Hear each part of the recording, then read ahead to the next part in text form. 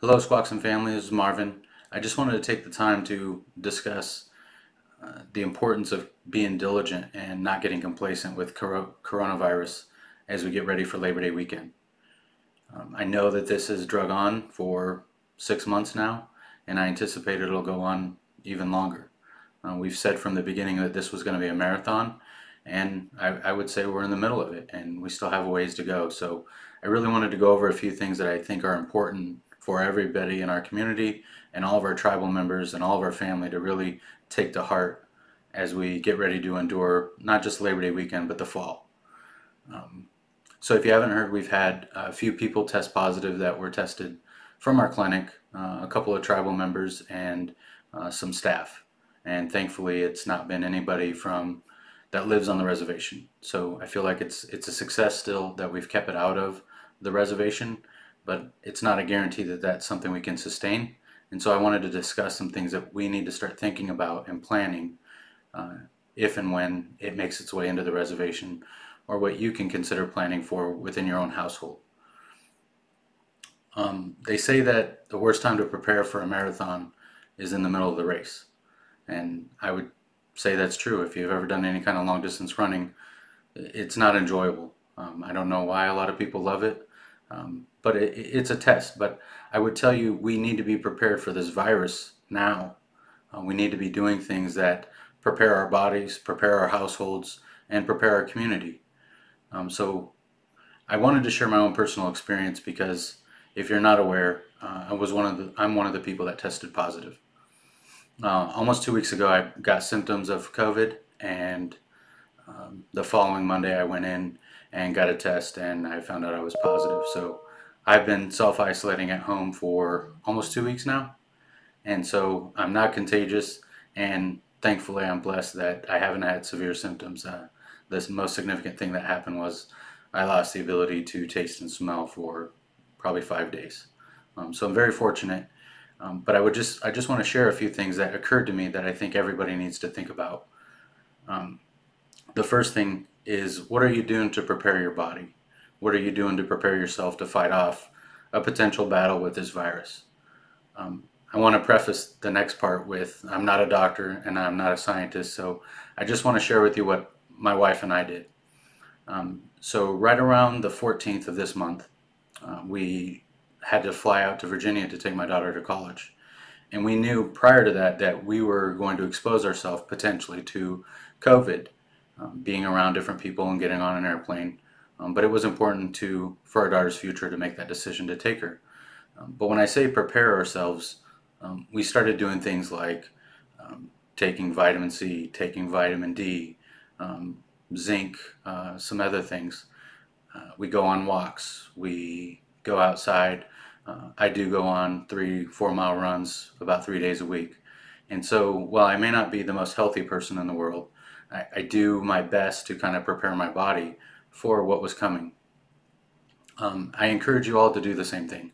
And I'm not saying you have to do the same regimen, what I did, but what I would encourage you to do is prepare yourself, whether it's vitamins, whether it's the food you're eating, whether it's prayer, meditation, going on a bike ride. I encourage everybody to get outside while we still have the sun, these sunny days, because I think vitamin D and exposing yourself to fresh air is good for your lungs and it's good for your body. And so I would just recommend that everybody get ready. The other piece is just your household planning. What are you going to do if you become positive and you can't isolate yourself? So by that I mean, how are you going to separate yourself from the other people in your household? Do you have a plan to say, hey, this room is separate for whoever may get sick? Do you have some over-the-counter medications to help reduce fever? Do you have, my go-to is cup of noodles or Gatorade. What do you have to do to help your body while you're sick? And if you don't have an exact plan, I would just say communicate with family members that don't live in your household. So thankfully, my sisters and my stepdad and my mom were able to say, hey, if you need anything, let us know. We'll drop it on your porch. Because when you're self-isolating, you can't run to the store. And so those things helped. And I'll tell you, it's great to be around family. And I would just say, prepare yourself, prepare your household, and be ready to help out anybody in your family that doesn't live in your household so that they have a plan. So those are some of the things I really encourage everybody to start thinking about and discussing. The next thing I would just tell you is prepare yourself mentally. I would, even though I didn't have severe symptoms, I was really up late looking at, reading what are the symptoms, what could happen to me next. Um, I have spoken to a few people that had severe symptoms, and they will tell you the same thing. Psychologically, it can kind of wear you out. And so I would encourage you to just do your best to stay relaxed if you do get the virus, and try to just get sleep. Get sleep, get better. Most people are going to get better at home, and doctors won't take you, an ER won't take you until you have significant symptoms. One thing I would tell you that for planning purposes, our clinic has pulse oximeters. There's something you put on your finger. It tells you how much oxygen is in your blood. And so it's a good measure of when it hits a certain level, it tells you that you're kind of beyond the ability of taking care of yourself at home. And so it was really refreshing for me when our doctors gave that to me, and they said, hey, if it gets to this level, you really need to start going to the ER. So the clinic has those, and that's one of the resources and tools that we're going to provide our tribal members that get sick. So there are some pieces that the tribe is prepared and we're ready to help, but I would tell you, just strongly encourage, please have these talks within your household and within your family. The next thing I want to discuss is what I call COVID fatigue.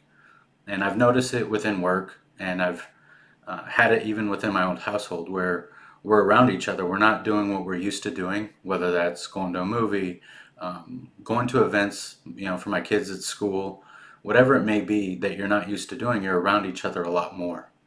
And so I would tell you this fatigue that I've seen happening around the res and around my family, and it's probably happening all over the country. It's very similar to when the military deploys. You deploy with the same group of people for 6 to 9 months, and you just get tired of each other. You can't, you might be in the Middle East and you can't go to Starbucks. You can't go to things you're used to doing. And so what ends up happening is you get tired of each other, and you get frustrated, and your tempers get short. And so we lash out at the people that are really closest to us, and it's unfortunate. And I'm not saying it from a high place. I definitely have experienced it. I've done it. And so I just want to offer, think about the people that are closest to you, that matter the most, and those are the people we should have the most grace for, and that we should be really mindful of how we're treating them. Don't take out our anger, our frustrations out on the people we love. And one of the ways that we conquered that, or that I know I coped with in the military on deployment, was I found a routine. I had a very specific rhythm of things that I did every day, and one of them included exercise. And what that did was allowed me to escape the group of 5 or 10 people that I was around all day. And it got, even if it was a walk, even if it was to get on the treadmill, anything to break up that day of sitting around each other. So I would just highly encourage any of you to go on a walk with your kids, go on a bike ride. Maybe you need to go on your own and just go on your own walk and clear your head. But I really warn everybody against this COVID fatigue that I see, and the way that we could possibly hurt emotionally the people that we care about the most. So please look out for each other. Please be mindful of the way that, our frustrations of COVID and the things that are these kind of freedoms that we're used to are taken away. We're now taking it out on others. So please be mindful, and it's okay to call up and talk about it. And like when we would be on deployments, people would reach out and say, hey, I don't know why I'm acting this way. And sometimes just having that sounding board and being able to tell somebody, I'm so frustrated and I'm so angry, or depressed, or whatever you're feeling, maybe you need a sounding board. So I just encourage everybody to kind of recognize that, assess themselves, assess their household, look at your kids and make sure that they're not dealing with it in a bad way. And so please just reach out. We do have behavioral health services that, we could schedule stuff. There are virtual counselings that can happen. But sometimes it's just get outside helps a lot. It helps with your kids, and it'll help with you. The last thing I want to kind of close with is Labor Day weekend. A lot of the experts are talking about this Labor Day weekend could very much dictate how we go into fall and winter. And so if the numbers spike now, there's this idea that they will continue to grow into the fall and winter, and it could kind of get out of control. And so I highly encourage everybody to look at your plans for Labor Day weekend and just be mindful, be careful. I'm not saying don't go do stuff, but I would just say be careful who you're around and socially distance. Um, be outside. By all means, if you're going to grill out and barbecue, just stay outside. It's much safer than being indoors. So please just think about all the things we talked about. The virus is at the doorstep of the reservation. We have it going on. Prepare yourself, plan for your household, and watch out for that fatigue. But above all, just know we're not crushed. We're battling this like everybody else, and I think we're doing a great job. And I really appreciate the community. Um, One of the things that I found the most refreshing was to see somebody who felt like they were exposed had posted it on Facebook, and just to see the community say, hey, what do you need? What special formula do you need? And to see that response of our people come together and care for each other, that's the kind of stuff that brightens my day. And so please keep it up. Let's look out for each other. If you feel like you see something unsafe, call it out. Let's just keep our tribe and our people safe. Thank you for everything that you guys do to keep each other safe and to keep our community strong.